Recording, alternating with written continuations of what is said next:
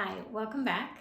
I'm Sarah from Real Fitness Coaching, and I'm back today to talk to you a little bit more about habits and how to keep them tiny and consistent. I'm recording this video in November. This is actually election day, 2024, and I didn't get to record a video last month in October, and thus this brings up the topic of what I wanted to speak about today, which is fits and starts. Which to me means like you start doing something and you're into it, and then something happens and you stop doing it, and then you start again and then something else happens, and it's kind of this back and forth tug of war kind of feeling with your habits. And so I wanted to speak about that because that's what's going on in my life, and that's what I noticed particularly in last month of October.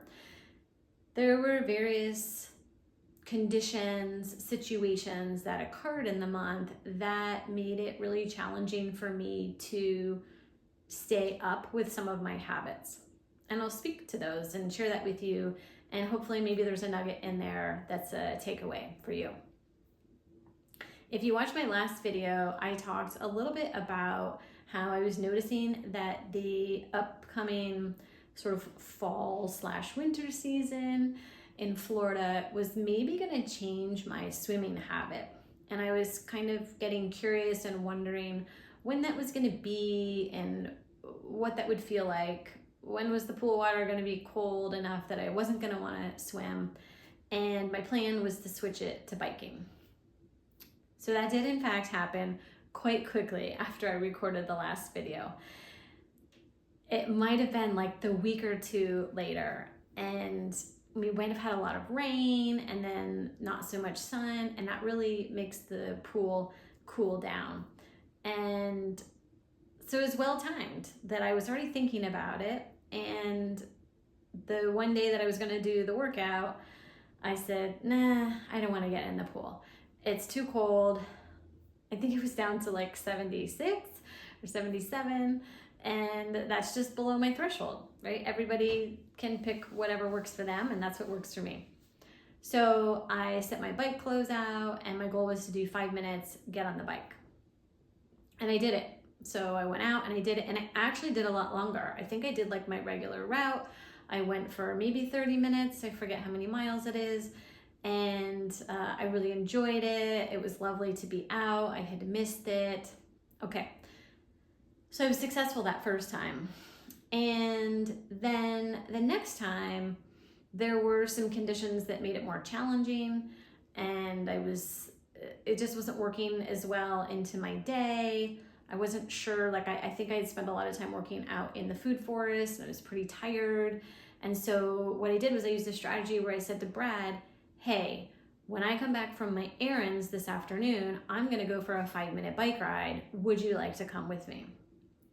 So I used him as an accountability partner so that it didn't really matter if he was going to go or not in terms of helping me to make this habit happen. What mattered about that was that I now felt accountable because I told him I was going to do it.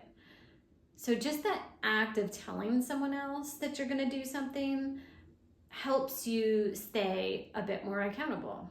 And I actually got home from the errands and I completely forgot about it. And then somehow I remembered, and I was like, oh, that's right. I was going to do a 5-minute bike ride before dinner. Do you want to go?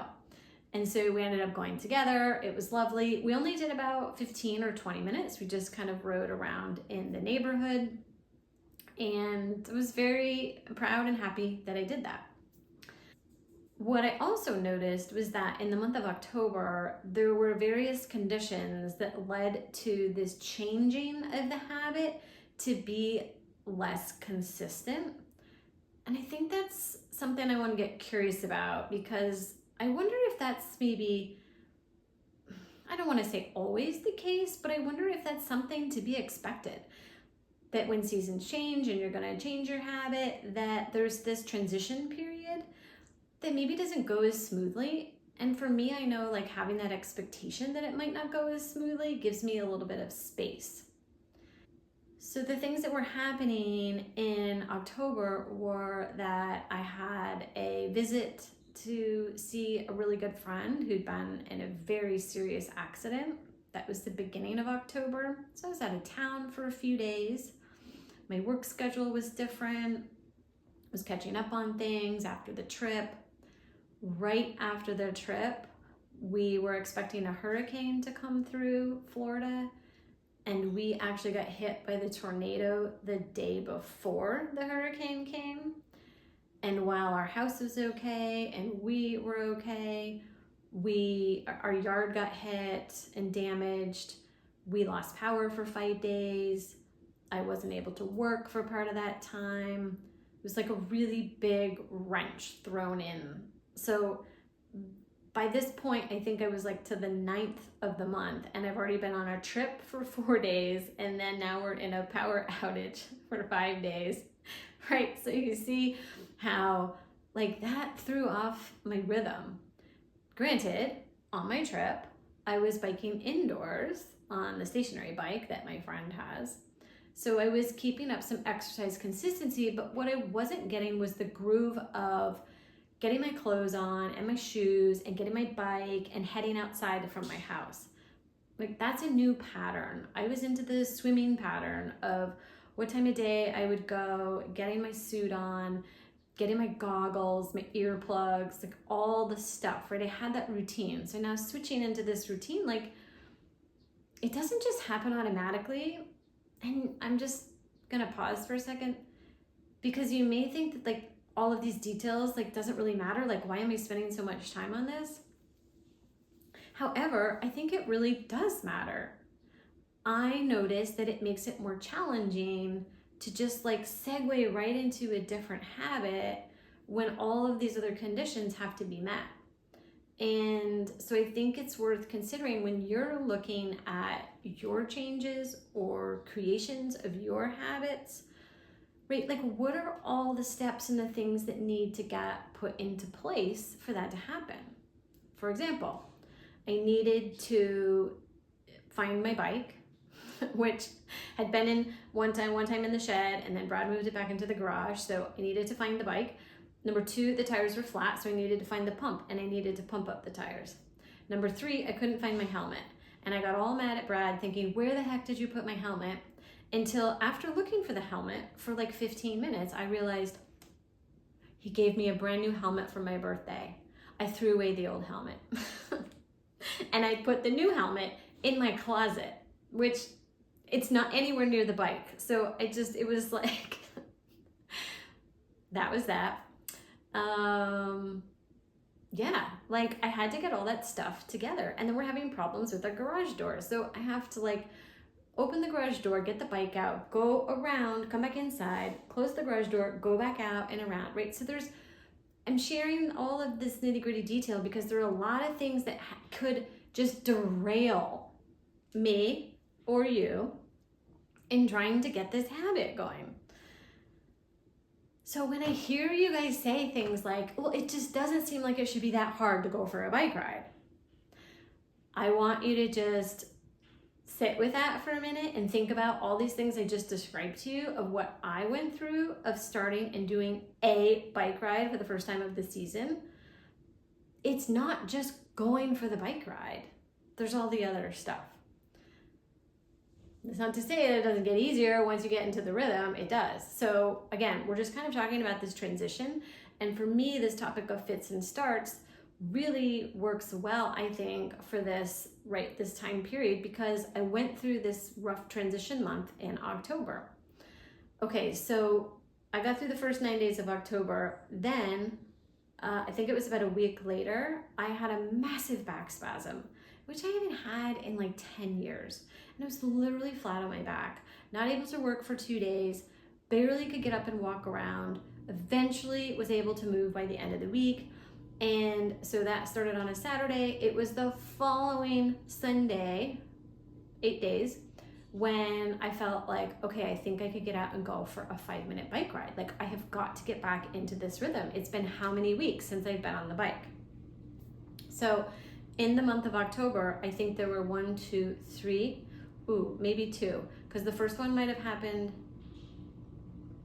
yeah, I can't remember. But anyway, 2 or 3 bikes, right? That's not very much. I was swimming twice a week, so that was 8 times a month. And before that, I was biking twice a week, 8 times a month. So I just want to share the reality of what this might look like for you as you start the habit, and know that these fits and starts and, you know, back and forth and challenges and obstacles and things that derail you, it's all part of the process. That's normal, to be expected. And I think we need to remember that and give ourselves a little bit of grace when it doesn't go the way we thought it would. It's not as easy as we thought it would be. And so when it is challenging, to just step back and take a little bigger perspective and say, like, I wonder why that was so hard this month. Like, now when I look back at the month of October, it's like, duh, it's a little bit of a train wreck of a month. And so I hope that's helpful. I hope there's a little nugget in there for you, a takeaway about, creating these habits and sticking with them, particularly when the seasons change. I will also add in that my plan when I started this habit video series was to do 1 a month.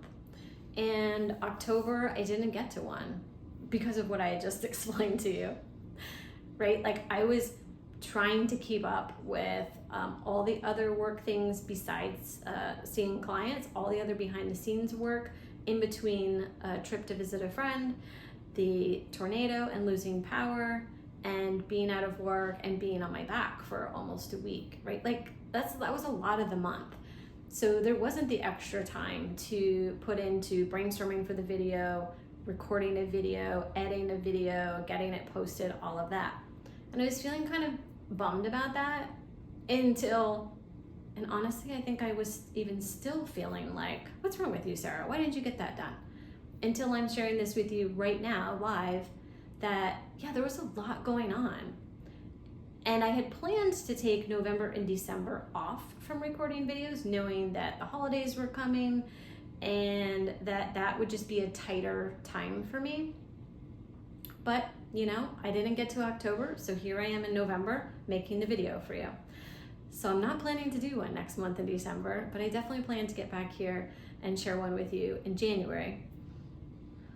One of the things that I would like to wrap up this particular video with you today is this idea of how starting with a tiny habit can be so impactful in our lives, and yet we can be incredibly resistant to